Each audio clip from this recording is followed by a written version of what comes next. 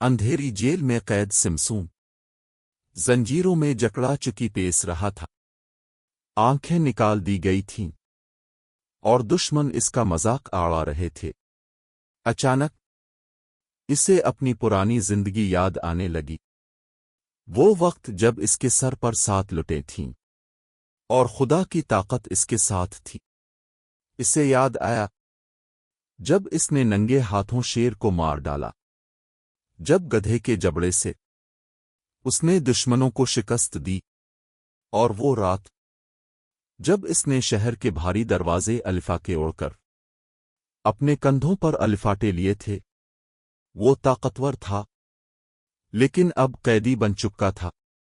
سمسون نے آہستہ دعا کی، اے خدا، ایک بار پھر مجھے طاقت دے۔ سمسن لو سٹوری پارٹ 1 پارٹ 2 پہلے ہی چینل پر موجود ہیں۔ پارٹ 4 کامنگ سون۔ اگر آپ مزید بائبل کہانیاں سننا چاہتے ہیں تو چینل کو سبسکرائب کریں۔ فلسطینیوں کا عظیم مندر لوگوں سے بھرا ہوا تھا۔